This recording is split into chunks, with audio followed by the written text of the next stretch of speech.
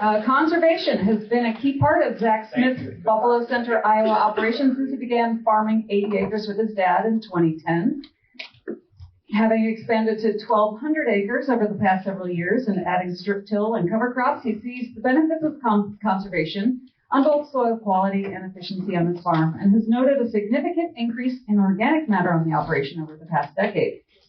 Zack is the creative force behind the Stock Cropper, a company offering a new line of autonomous barns that allow livestock and crops to be raised on a single piece of ground. Please welcome Zack Smith. Well, thank you very much. I want to thank, first and foremost, Julie and Rick for the invite. I met Rick Beaver, I think, the first field day I ever had in 2020, and he showed up. He was the first one to show up. He showed up the night before. He brought his worm, and he taught me about his worm and why he brings it everywhere. And he's taught me a whole ton of stuff over the last 5 years. He's been a huge supporter, and I'm thrilled to have the opportunity to repay the favor by coming. He spoke at, I think, 4 out of the 5 field days I've had, and so thanks for the invite. And this organization is lucky to have these folks be involved. They're fantastic folks, and I thank them for the invite. My goal for the next 60 minutes is to introduce you to myself, give you some context if you haven't heard my story before, and then as well lay out and ask from the audience, especially from the farmers, that if you see something here, that pushes your imagination, go home and put those things into practice, and at least start small and try 1 or 2 things yourself. I've gotten a ton out of the last 5 years from taking chances, and I want to lead a little bit with that message, especially for the young guys that are here, and even the old guys too. You're never too old to try and take chances here. So I'm going to start off with giving a little bit of background context of who I am. So I was raised on a small family farm, about 1,000 acres. Grew up in the 80s and 90s. We raised corn and soybeans, and we did have a fair to finish hog operation until I think about 1991. I was in middle school, and my dad decided to get out. He saw the vertically integrated model of the confinement industry start to get built in central Iowa in the early 90s. And he knew that he couldn't compete with that, and so he exited, I think, in 91, and then we just focused on corn and soybeans, and still do to this day for most of my operation. I really loved farming, and by the age of 10, I was actively doing a lot of jobs on the farm, hauling manure, cultivating a lot of crops. By the time I was 11 or 12, was planting corn in high school. I basically did everything on the farm other than spray or put hydroson. My dad wouldn't let me, but I loved farming. I wanted to do it. But when I was 16, we had a surprise in our family, which was my mom getting pregnant with my baby brother Connor. And so there was a 17-year spread between the 5 of us kids. I was the oldest, he was the youngest. And when he was born, I knew that there wasn't much of a chance for me ever being able to come back and farm, at least for quite a while. So I went off to Iowa State University in Ames in 1998 and got to, go Cyclones, 3-0. The Vikings are 3-0 and the Cyclones are 3-0. Like, that doesn't get any better for somebody from where I'm from. So, but I pursued a degree in agronomy, and when I was at school, I really thought, my passion was to go off. I wanted to be a big deal within big agriculture. I wanted to work for one of the big companies. That was kind of the path I was pursuing. But when I came out, the ag economy was not in great shape. Corn was loan rate, I think about $1.80 when I came out. And there weren't a lot of jobs. We didn't have the boom that we've had over the last 10 or 15 years. So I ended up actually moving back home, and I took a job as a farm manager for a small seed company. It used to be called Thompson Seeds. You probably know them better now as NewTek Seed. When NewTek was formed, I was at the company when that happened. I worked for them for 2 years, and then I settled down and had a family. Had my first child in 2005, and I started more of a professional role as an ag chemical salesman in a large independent ag chem retail facility in northern Iowa. And that's really where I cut my teeth in the big ag space and got a lot of exposure to all the big chemical companies, got to travel to all the headquarters and really get an understanding on how the world of ag and agronomy business worked. Along the way, my dad during the ethanol boom, I guess about 2010, my brother was getting closer to, he was within 4 or 5 years from graduating. My dad was looking to retire. And so he gave me the opportunity in 2010 to come in and be a part of the operation. Like the intro said, crop shared 80 acres with him. And then he decided to retire fully in 2013. And I took over a portion of his acres that I farmed at night, essentially, and on the weekends, while I still worked my full A retail role. And in 2015, I left that role. I had an opportunity to become an independent Pioneer seed sales rep, which was something since high school I always kind of had a dream of having the opportunity to do. And so I built that business. The business was kind of run down into the ground. It was not your typical Pioneer dealership that a lot of people are envious of having. This one needed to be built up, but over the next 7 years, I did that. I also had chemical, fertility, cover crop, soil sampling services. I was your kind of typical ag retail corner shop. But in 2022, I became a full-time farmer, and there's a couple reasons for that happening. One of which is why I'm here today to talk about the stock cropper. That was started in 2020, and I wanted to have more opportunity to pursue what I'm going to present today. But the other thing that happened was I had one of my customers come and offer me 700 acres to rent from him, which was enough. My dad had 500. So the 5 and the 7 added up to 1,200. It was enough for me to jump ship. And when I became a full-time farmer, it opened up more time for me to focus on this thing that I call the stock cropper. So that's a little bit of context of kind of the road on how I got here today. This is my other context. This is my family. So I've got my wife, Mandy, on the left, and my 2 daughters. So we're officially empty nesters. Yeah. All right, I'm going to give you that. Okay. So we're officially empty nesters as of a couple weeks ago. Both my daughters are in Iowa State, so I've got a couple more cyclones that are coming up. And so I put this slide in because my daughters have absolutely zero interest in what I do, other than they like the street cred of having a dad with a YouTube channel that they can talk to their friends about. So, but they have no interest in the farm. They think stock cropper is cool, but you know, I'm the last of the Mohicans in my family. I'll be the 5th generation and likely the last because we have no other heirs coming down the path unless one of my daughters marries a farmer, but highly unlikely that'll happen. So this is where I'm located.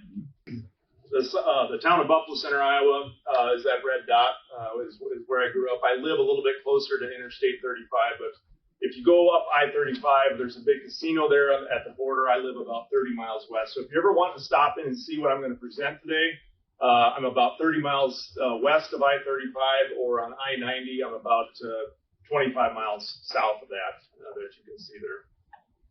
I sit on the Des Moines Lobe, which is some of the richest soil in the world. If you've never been there or seen it before, this is where the Wisconsin glaciation came down about 18,000 years ago, and it bulldozed this part of the state. We're relatively flat, but we do have some roll, and I'm actually on the edge of that formation.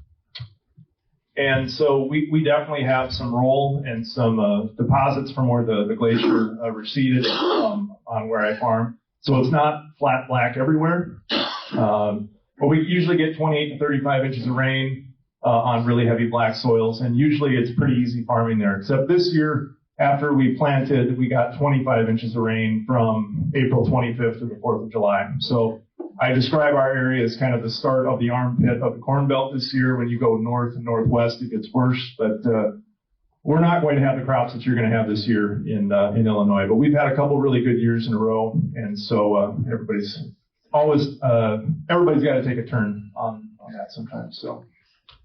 So my journey to the soil health thing was really, I think for like a lot of people, kind of an accident. When I was wanting to take over the farm in the late 2000s, or the first decade here, I was really interested in this concept called strip till. But we were on a very much, my dad's operation was conventional. We chisel plowed the bean stubble. Our corn on corn was plowed blacker than the ace of spades. We did like what all the neighbors did, essentially. We were like everyone else. But I was interested in this not because of soil health. Soil health really wasn't a thing in the early 2000s when I was interested. I was interested in the efficiency and the agronomy behind the system not tilling the entire width, minimizing erosion a little bit. But I was really liking the idea of placing my fertility underneath where I was going to plant. The efficiency savings of fewer passes, less horsepower needed, and that's really what I was interested in. But it wasn't an easy thing because I had to convince, it's kind of been the theme today, talking about the older generation and having to convince them by the younger generation. That was the same thing with me. My dad was 2 years from retiring, and I told him I wanted to change the way we farmed. And we had a lot of arguments over that, and I finally got to the point on one fateful July afternoon where I said, "Listen, Mom and Dad, I'm going this way with or without you, and Monday morning I'm going to go and I'm going to buy a strip till bar." And they weren't very happy with me because they didn't like being forced into that. But they, a couple days later, decided, you know what? If you buy the bar, we'll buy the fertilizer caddy and the RTK auto steer to give yourself some rope to hang yourself with. That was a true story. And so that's how we got into this. And so in the fall of 2011, I strip tilled my farm and strip tilled a couple other farms for my dad. And he wanted, because we grew a lot of corn on corn, we had to be able to do corn on corn because we grew corn for ethanol. So he gave me 13 acres, or 15 acres is what he wanted to give me, out of an 80 to compare the moldboard plowing system that we use versus this newfangled, young guy funky system called strip till. So the first year, the first spring was 2012. This was the year of the drought. But right off the bat, the field on the left is our field that I strip tilled some corn stalks. The field on the right is our neighbor who had just planted that field after fall plowing, 2 field cultivations, application of 32%, and the planter.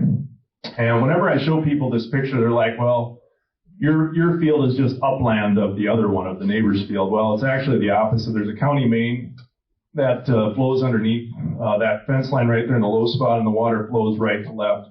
That was the difference in infiltration. And normally on our side, for years past, we'd have a big pond here too. But I took a picture and I sent this to my dad, and I said, see, there's more to this just than fuel efficiency and fertilizer placement. There's actual other intrinsic benefits here to this system. So fast forward to that trial on corn in 2012. We had terrible dust storms that spring in May, and my dad's corn on his side of the fence was essentially cut off by all the saltation of the soil particles blowing across the land, where my strip till stuff, and I wish I had pictures of this to show it, but I think I lost those with the digital camera transfers over the years, but it was a substantial difference. And all year you could see the line clear as day is where we had our strip till versus the plowing. When we got to, but my dad said, well, looks are one thing, we'll see what happens in the grain cart with the scale. So we took it to yield, and I was running the combine, my dad was in the cart. I combined my side first, I knew what my number was, and then we took Dad's side. And we combined down, we got to the end, I augered all the corn off onto him, and I hopped out of the combine. I knew that I'd beat him pretty good. I just didn't know by how much from the yield monitor. But he had the scale, and I walked up into the cab, opened the door, and he was just staring at the scale, and he would not look at me. And I didn't say anything. I just paused for poise and waited.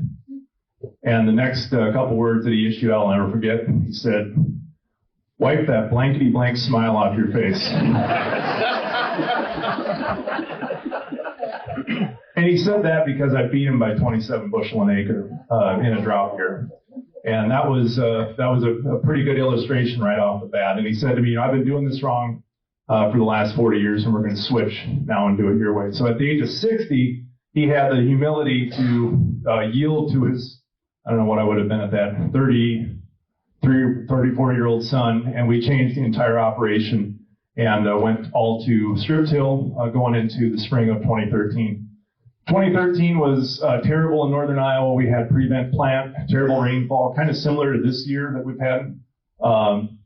But that was our opportunity to learn about cover crops for the first time because we prevent planted a 160-acre field, planted it to a 6-way mix of covers. We've never done that before. And then we came and strip tilled in. And then the next year in 2014, that was the best that farm had ever grown, the best it had ever looked following that 6-way cover crop mix. And so after the accident of prevent plant 2013, I switched the entire operation 100% to cover crop and strip till. And so this is what I want my fields to look like. This is going to corn production here. So, a lot of people, there's definitely risk, and there's things I've stumbled upon along the way. But my yields, when I compare myself versus my dad's, in the yield histories that I inherited, my yields from adopting these systems have done nothing but go up. I've had average across the scale field yields on corn over 250 bushel an acre, and I've heard the best beans I've raised in the system are, I think, about 83 bushel an acre.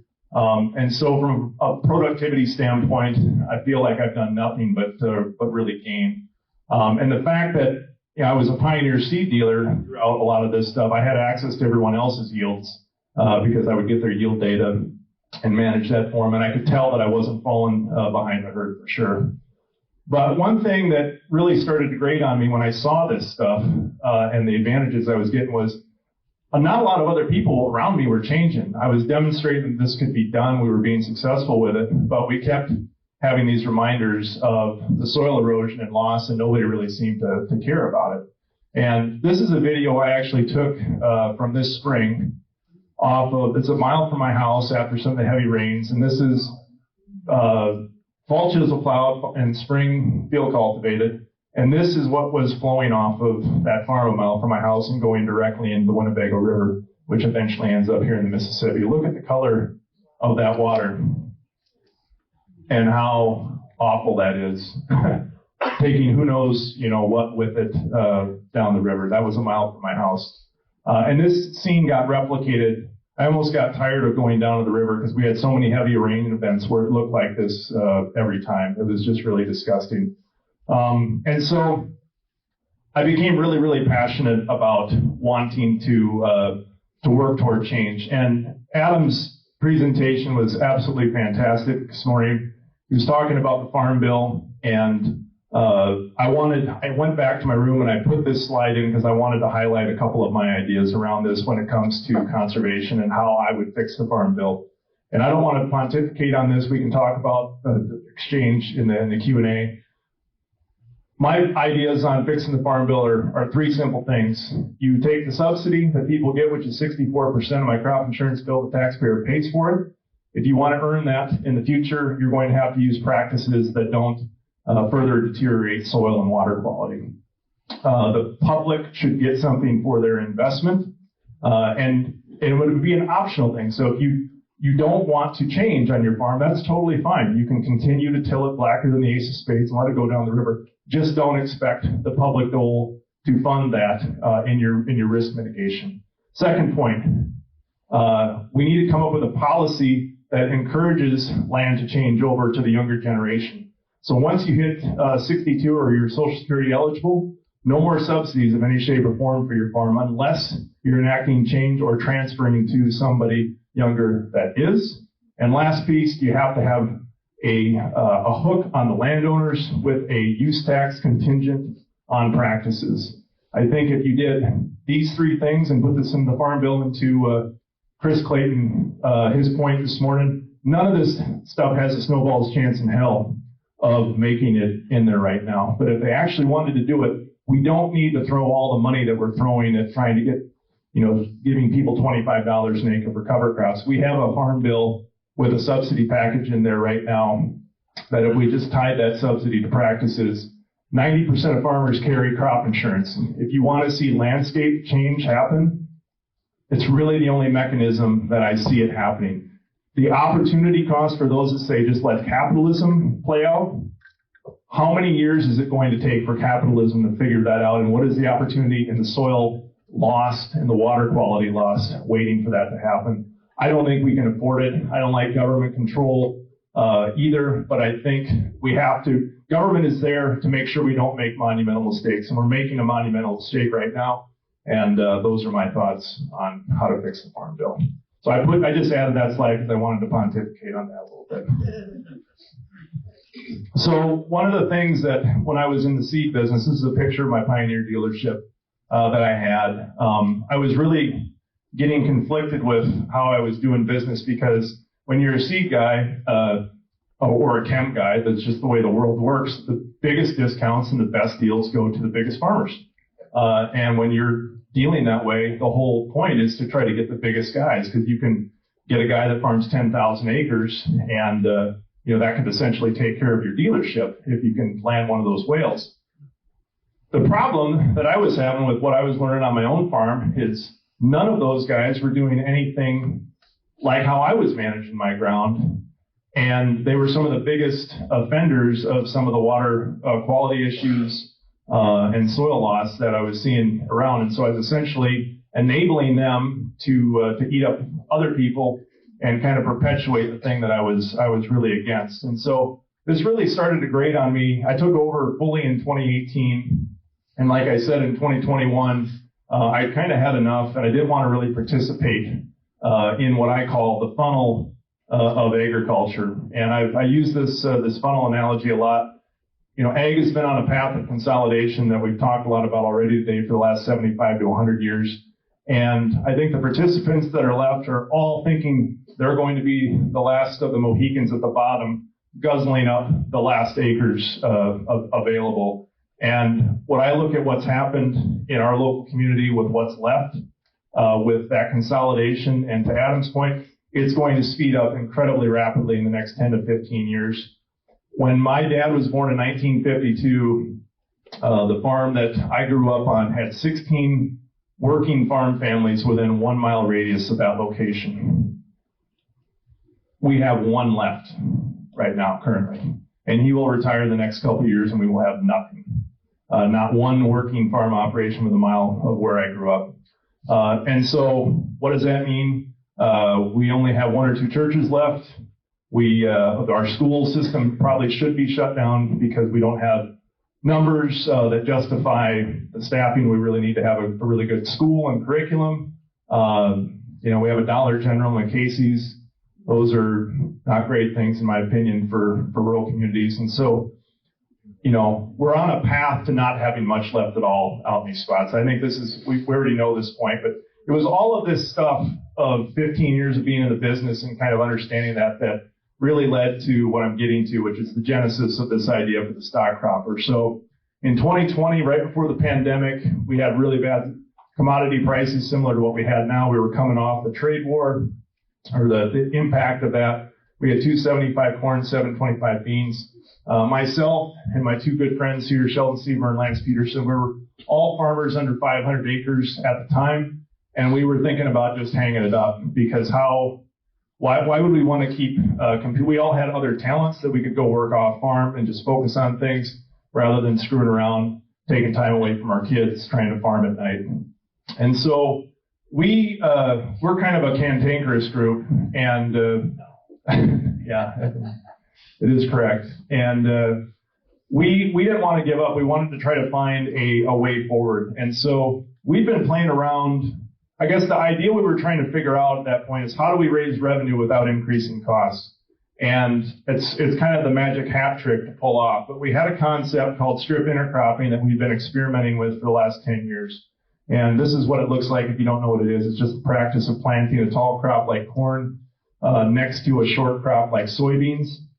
This is one of my fields that I have 80 acres of this system in. Every other pass is 20 feet. The reason for doing this is you create hedgerows here where the taller crop gets full sunlight up and down the outside row. It's the same thing like when you drove in today, there's a cornfield on the north side of the path, and it's got nice big ears because the ability for the corn plant to boost production substantially on that outside hedgerow where it gets full sunlight. You can easily grow 400 to 500 bushel corn in those outside rows, which can substantially raise your yield. So what we found is we normally grow 230 bushel of corn in our static fields. Where we do strip intercropping, we can typically add anywhere from 40 to 60, 70 bushel an acre just by changing the arrangement of the field. Now the soybeans have a negative inflection on them in between because they're dealing with the shadow of the sun from the corn. So you have a negative inflection there, but the idea is that the corn yield offsets that, and you're still better off using this kind of weird type of arrangement. But what we were trying to figure out is how could we have something in between that could match the increased revenue that we had from the arrangement on the corn.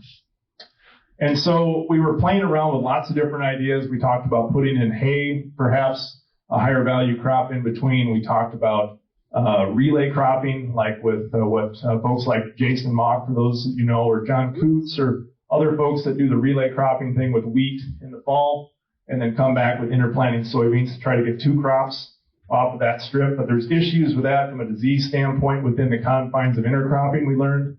And so we were really kind of up against between a rock and a hard place. And that was until we spent about 6 weeks brainstorming and visiting back and forth about this idea that winter. And that was until one fateful night when Lance, if you know who Lance is, he's a really cantankerous guy if you follow him on Twitter, but he's a good follow. Lance of the Lower St. Croix is his handle on there. But he was sipping whiskey by himself at his farm on a cold February night, and he had an idea. His idea was, well, what if, instead of a crop, what if we put livestock in between those strips? What would that look like? And his first idea was a pen of sheep. And so he messaged that to Sheldon and I that night, and I woke up the next morning and read it, and I said, a pen of sheep? What the hell are we going to do with a pen of sheep in between strips of corn? I kind of thought it was really silly of a concept, but then the more I thought about it, I'm like, well, we know we don't have enough biodiversity on the landscape. We know we need to get more types of livestock. What if it wasn't just a pen of sheep, you know, with that you would just drag through like with a tractor? What if it was an actual mobile grazing barn that could house, feed, water, and move not just one species, but multiple species of livestock? So maybe we would have sheep and goats out front as our lawnmowers, and then come behind with pigs, and then come behind with chickens. And we could maybe take the same technology that we have on our tractors and put autosteer on it, and have solar panels and battery banks on board. And that was everything that you're going to see here was really constructed on a 20-minute conversation over Twitter DM on February 9th, 2020. That's when this original idea was cranked up. Now, there's lots of ideas in ag that happen during the wintertime at conferences where people have great concepts, but it's a whole other thing to actually put into place. But the reason I was excited and wanted to push forward with it is because we had cracked a code that I really hadn't seen anybody do, which is how can you come up with a scalable solution to actually integrate animals, and not just a single species like cattle, which is pretty prevalent right now, but how can you get things that we have in confinement barns in my neighborhood, like hogs and chickens, how can you get them back out onto the landscape, interacting with the soil? And so we got to work busy. My buddy Sheldon there with the dirty face in the upper left-hand corner, he's brilliant. He's an ag engineer, so he was able to do all the CAD work and a lot of the fabrication of our first contraption. You can see some of our artist renderings here of what we thought the device should look like. And this, we constructed this after planting in the spring of 2020 on Memorial Day weekend. And on June 14th, 2020, we launched our creation out into the world for the first time. It's what we believe to be the world's first multi-species mobile grazing barn, a barn that contained in-house sheep, goats, pigs that you see here in the foreground, and behind are a couple Joel Salatin chicken tractors, a barn that has the ability with an inverted roof to capture its own rainwater, store it onboard feeders, raised floors within the board for inclement weather. When you want to get the animals out of the mud, you have the ability to lock them up in those periods. And then a barn that was the first year, it was advanced with an electric winch that was on the tractor that you see there, a solar-powered battery with an electric winch that we would move this thing 2 or 3 times a day. And so the animals were constantly moving into the fresh pasture strips that we had planted. Now, when you invent the world's first 4-ring animal circus on wheels, you need to have a good name for it. And the name that I concocted after several iterations was the Cluster Cluck 5000.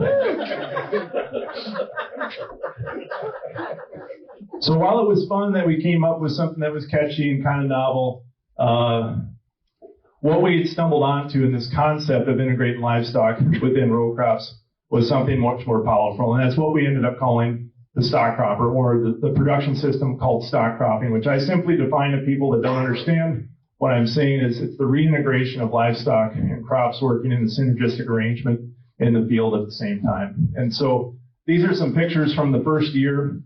It was very, very small the first year. It still is relatively small for what our experimental farm. This was a 2-acre patch that I went out and strip tilled into our corn stalks, planted corn here, and this was pasture seeded the first week of April, an annual pasture mix.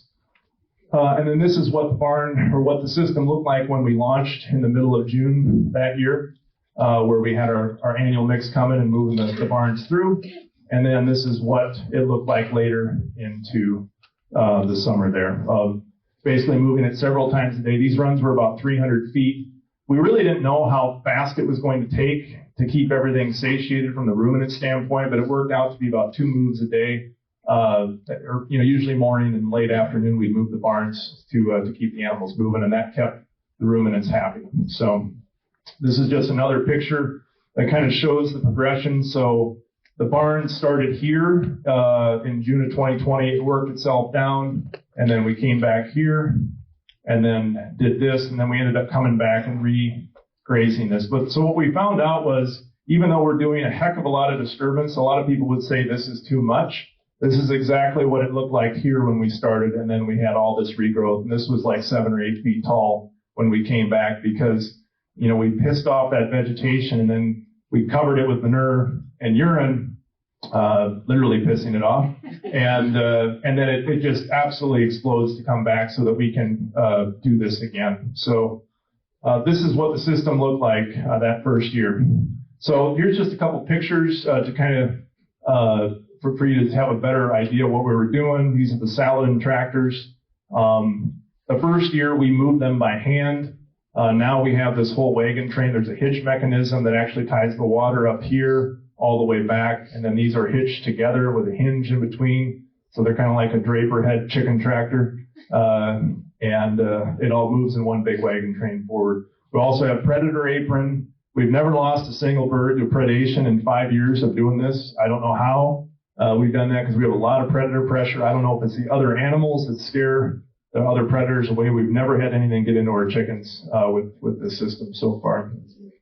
This is the winch cable. The first design we had of our barn, this would pivot up, so we would lock the animals in when we moved, pivot up this pen so that we didn't bulldoze the forage down, and then make the move and then lower it back down and let the animals out. So very much still a manual process that first year. This is a rainfall gutter system that I talked about. Real simple premise. We get 9/10 of an inch of rain, and that fills up 110 gallons of water, which, depending on the heat going on, the size of the animal, gives us anywhere from probably 2 to 5 days of onboard water supply. This is what the inside of the barns look like. Raised tenderfoot flooring, feeders for creep feed. The ruminants we typically don't supplement. The pigs we give a normal ration to, and the same as the chickens, a normal feed ration in the back. Just some aw shucks pics of how cute the animals look on pasture. Everybody knows that already. Yeah. And then this is a video that shows what it looks like when you move the barn, kind of gives you an idea of the speed. And this design is different because this is a picture from last year. I think we changed the front panels so that we could make this autonomous and not have to raise the front gate up. So these are actually toothed so that the pasture can move through and still leave it up. So I'll play the video here of what it looks like. You can hear the winch whining. The winch is actually on the front of the barn. And then, hit the same thing.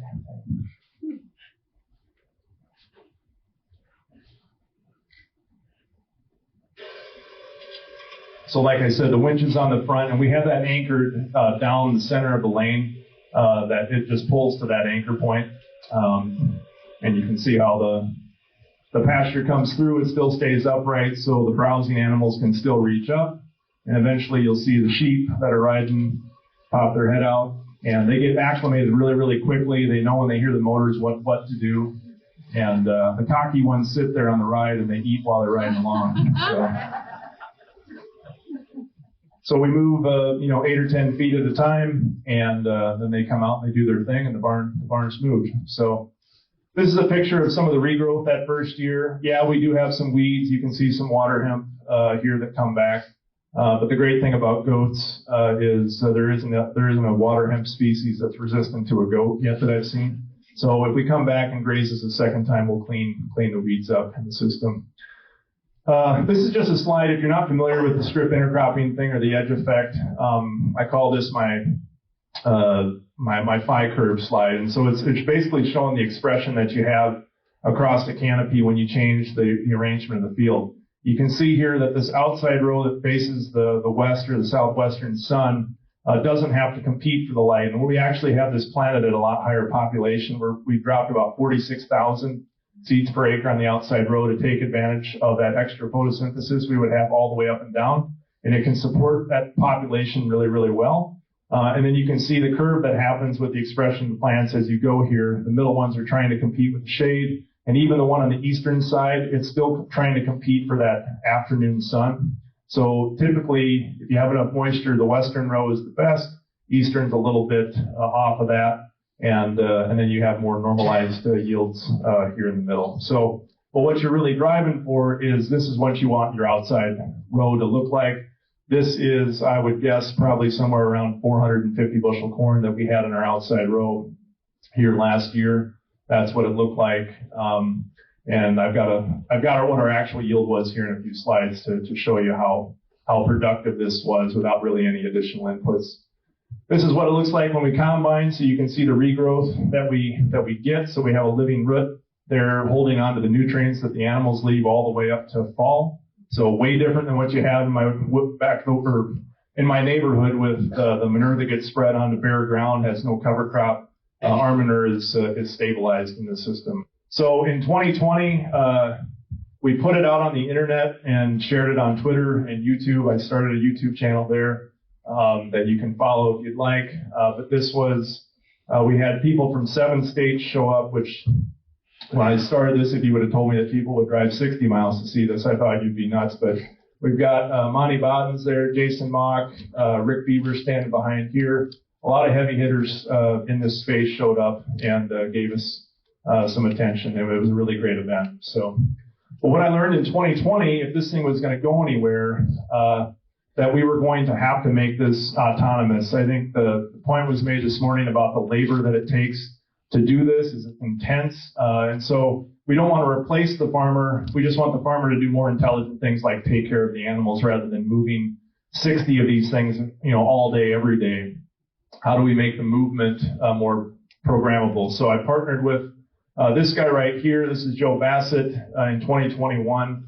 Joe's the president and CEO of Dawn Equipment Company just up the road in Sycamore, Illinois. And Joe's a really interesting guy. He's not your typical ag CEO. He's really passionate about this space, and he looked at what we were doing as kind of the potential pinnacle of regen ag from an equipment standpoint. He designs a lot of stuff for cover cropping, termination applications, and so he agreed to come on board and develop our first actual autonomous auto steer barn that we called the Cluster Cluck Nano. That was the version that we made in 2021. This is us in his facility in South Milwaukee, Wisconsin, and this is my wife and I at the debut of this at Jason Mock's Field Day in 2021 there. And this is a video of what actually this was up by Lake Geneva, so not too far from you, Adam, that we did our initial testing. So you can see the barn pick itself up with some chickens, move itself ahead, and this was all programmed with a phone, the Cluster Cluck app on our iPhone, actually. So you can see the barn marching across. It was pretty satisfying to go from a concept 18 months later to having an actual autonomous device that steered itself if you gave it a heading down the row there. So in 2021, I blew my PPP money on this bad boy, the Cluster Cluck Max 9. I'm not a cattle guy, but I had a lot of comments that first year of people wanting to see cattle in the system. And so I built this super robust, I call it the Max 9 because it was the same year the X9 combine came out from John Deere, and I wanted to make fun of that a little bit. So this is a 30-foot wide barn. You can tell everything with us has a little bit of an edge on it, and that's purposeful. So that we had cattle out front here, and then we had hogs in the back. This was 30 feet wide. These pens were 8 feet deep. And this thing was a behemoth. We had steel wheels that we had designed and engineered. This thing weighed about 8,000 pounds when it was all said and done. So I told the engineer I wanted no more than 5, and he likes to build stuff heavy anyways. But it didn't break, and the cattle stayed in, so that was good. But this is what it looked like. We put some 300 or 400 pound calves in there and moved them several times a day. They did really well in the system, as with the pigs that we had behind there. And this is what our plot. We moved our plot to make it bigger. We put it along a state highway and had basically this cluster cluck of a situation on full view for everybody that drove down Highway 9 in Iowa. And what we wanted to do was test various formations of stock cropping. So this is a 10-foot iteration, a 20-foot iteration, and a 30-foot iteration, where we have 30 foot of crop, or 30 foot of pasture, 30 foot of crop, 30 foot of pasture, and then 30 foot of crop over here. And the same thing with the different sizes, because you get different expressions from yield out of the corn crop. The narrower the strips, the higher the corn yield is there. We were really trying to see what is the sweet spot if we were going to do this at a field scale level. The other thing I love about this is it really indicates the visual, what's happening from a nutrient standpoint again. So the barn started here, went down, and then came back. And we formed this idea after the first year of having a racetrack, where we did the math and calculated that we needed about 750 foot lane for the barn to be able to go down, come back, and then have this be ready to be regenerated, to be regrazed again in about 50 days, roughly was the rest time in between. And so we designed this length for the barn to move that period so it was back there in about 50 days. It would make this circuit twice in the year. And then at the end of that circuit, then the animal, it would be, late October when temperatures were getting to the point where we were going to have issues with cold and freezing water. And so this system is designed, at least how we've done it, if you don't have cattle in it, but pigs, sheep, goats, and chickens, to finish all of those animals by the end of fall and then market them. And then there's nothing out there over the course of the winter. But you can see the trail of effluent here. You can see how much greener the pasture and the regrowth is here behind, and then getting right up here. And then you can see how, we didn't fertilize the pasture out in front of this, so you can see the difference of the nutrient retention that we're having. But we're essentially, we don't have a really active cover really for only about, 7 to 10 days, and we get that regeneration back right away. So this is just a video I took of the recovery. You can see how grazed down this is after all 3 species. A lot of people look at this and says, it's just way too much. There's no way this is ever going to come back from this. But I hopped on the Ranger here, and gives you kind of a visual idea of what it looks like as stuff starts to recover. It helps a lot if it rains. The first 4 years we did this, we couldn't hardly buy a rain, but if we were able to catch it, this was really common to see the recovery that we got here. And this represents what we're traveling through is about 2 weeks of time of the barn moving through the alleyway here.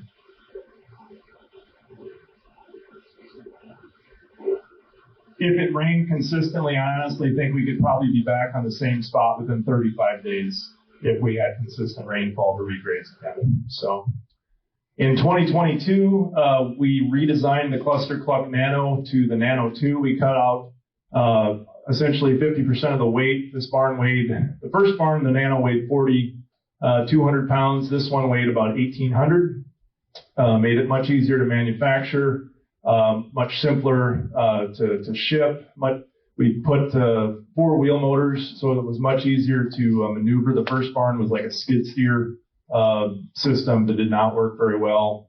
Minimized the need for solar panels on it when we cut the weight.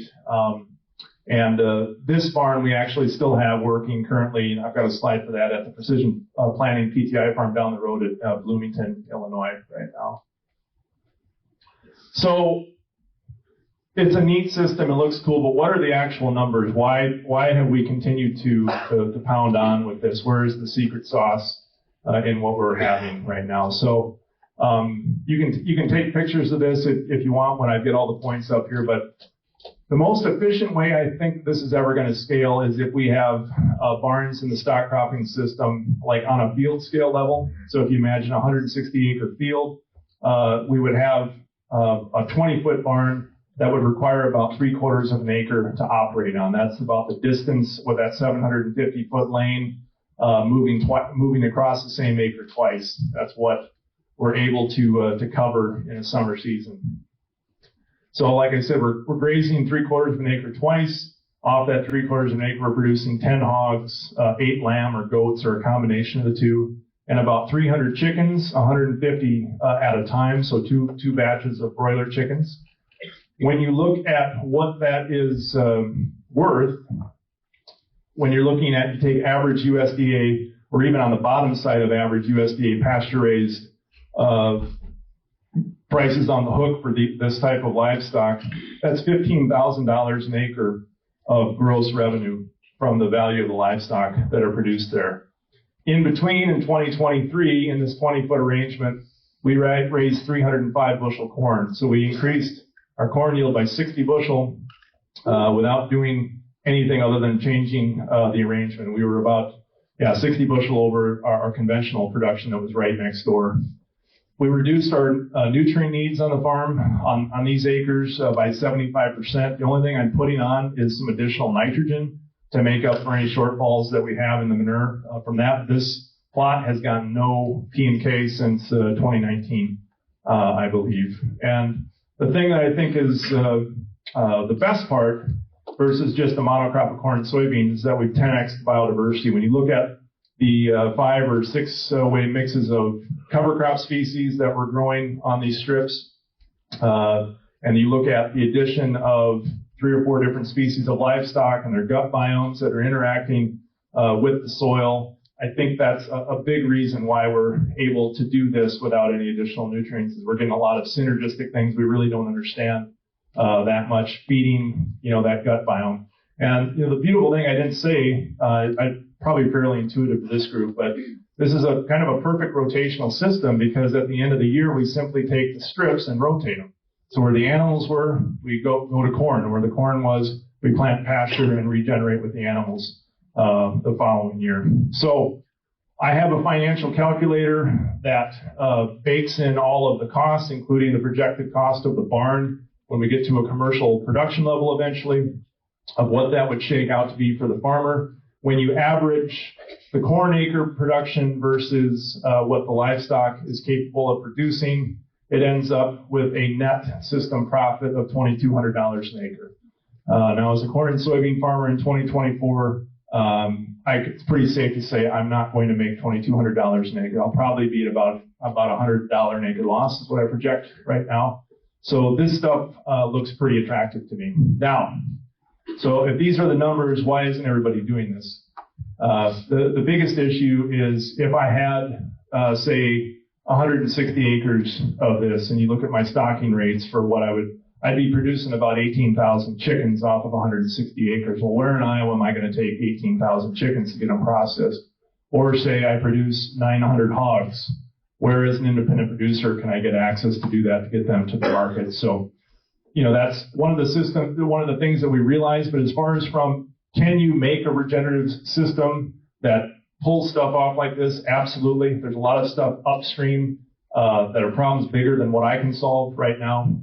But I wanted to show you how these numbers shake out as far as what is possible for a scalable potential regenerative system if people wanted to get behind it, because we've been proven for 5 years that the system works on our farm there in Iowa. So a couple other things I wanted to hit on here. So like I said, Precision Planting called me out of the blue in 2022. They have a strip intercropping plot at their Pontiac farm. And strip intercropping, it's kind of funny, is the #1 return on investment in all the plots that they do and all the products that they test. Changing the arrangement of the field is the most profitable thing that they demonstrate on their farm. So they saw what we were doing. Jason Webster there is a great guy. He called me and said, hey, we want one of your cluster clucks at the PTI farm. That's pretty cool. The Precision Planting calls and wants what you have. So we set them up with one of our nano barns. This is the second year they've been demonstrating. If you've been there, you maybe have seen it on their plot tour. He told me this summer people were starting to ask for this thing because they wanted to see the livestock. We changed this barn to set it up to put pigs inside, and then the sheep we put tarps on over top, and they were just out in front. So this was now converted to a 3 species. The original one was just a 2. But so that's the PTI farm. And then I threw in some slides of some of the other work that I've done with trying to come up with schematics of not just integrating livestock, but what are some other broad acre things by changing the arrangement of a field that could be scalable, that you could see this across the state of Illinois with some of these other concepts of playing with space and diversity in the field. So this is a plot of different hybrids tested at different twin row spacings that we did in 2022. This is another headshot where you can see the stock cropper plot next to those. So we tried 5 different hybrids at different populations, low population, medium, and high, to see how hybrids respond to these things. So how can we better maximize the rate of return on high-priced seed corn by being able to potentially reduce population but change the arrangement to maintain parity yield. This is a plot of twin row sweet corn and pumpkins. And if you have kids or grandkids and you want to have something that can pay for a year of college, have them put in an acre of this system where you can essentially harvest broad acre normal sweet corn populations and then grow pumpkins in between. This system, I think the math I did this year that we calculated what we had from a yield was producing over $20,000 of gross revenue from just pumpkins and sweet corn. So a fun project for kids. This plot here was 60 and 90 inch twin row corn with soybeans planted in between. So that inspired me to get what I call my gap planter. This is a twin row John Deere planter to do more of this stuff at a bigger scale. These are some of our gap plots from 2023. This was 72 inch twin row corn that we planted a cover crop in between. And this last year we've got 60 inch twins and 120 inch twins with various crop mixes planted in between. This is what our plots look like in 2023. We had more broad acre plots out north of the Grove.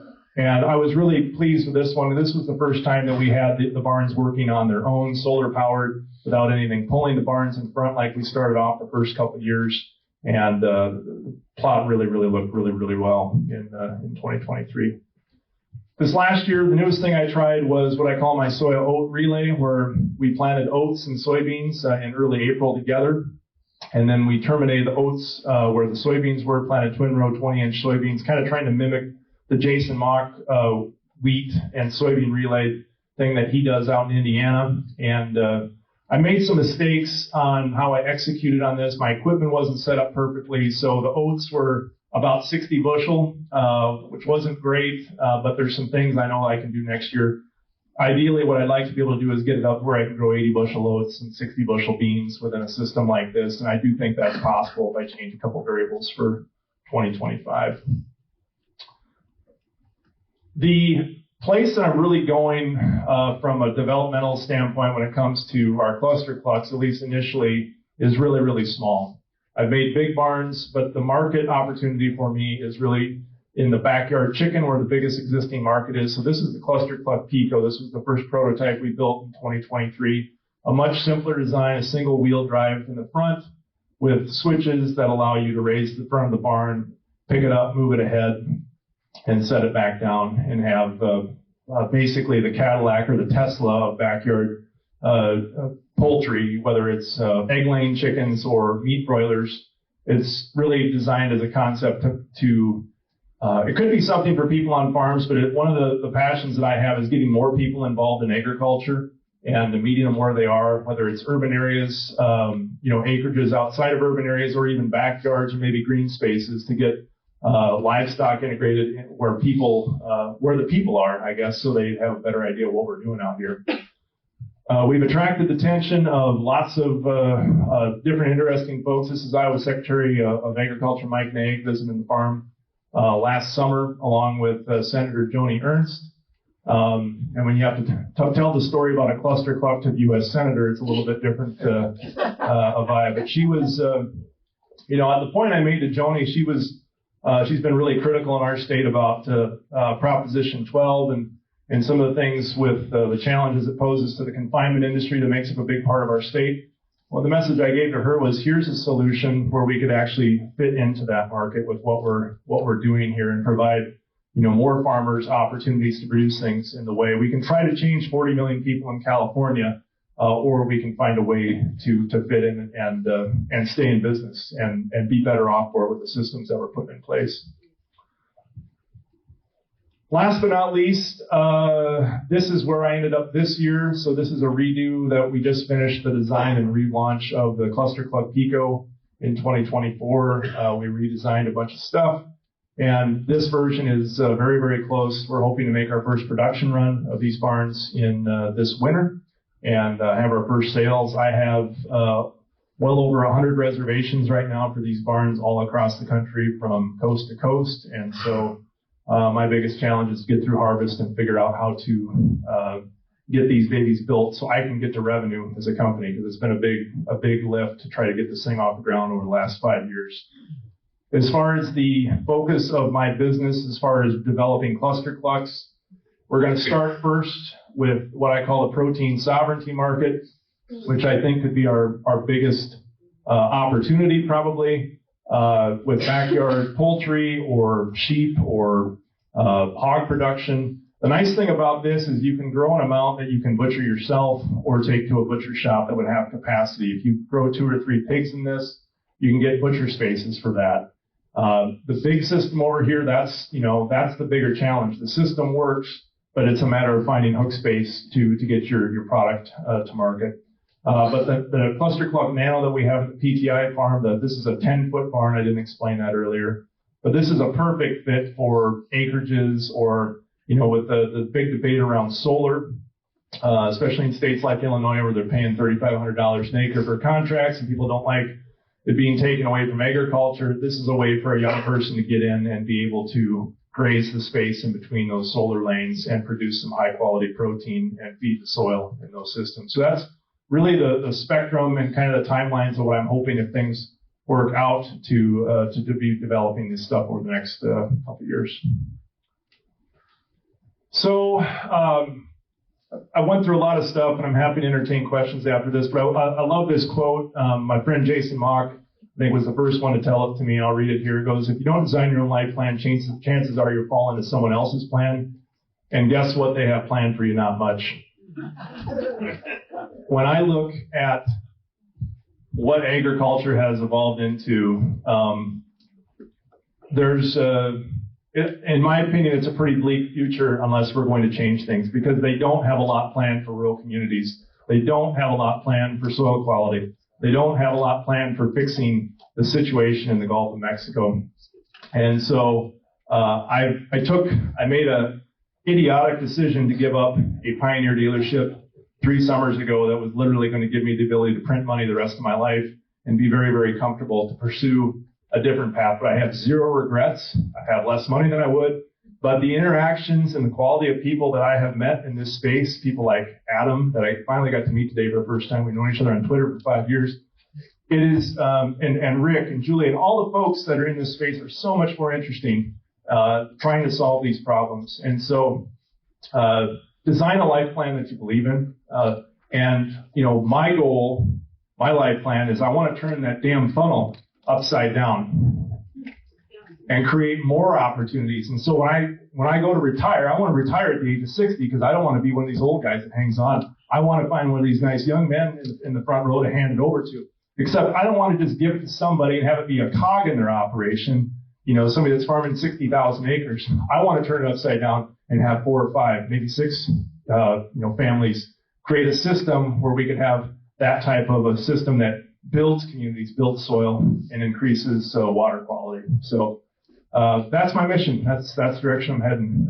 Come hell or high water, or I go broke, whichever comes first. So with that, I'm not sure where I'm at on. Yeah, you're about at time.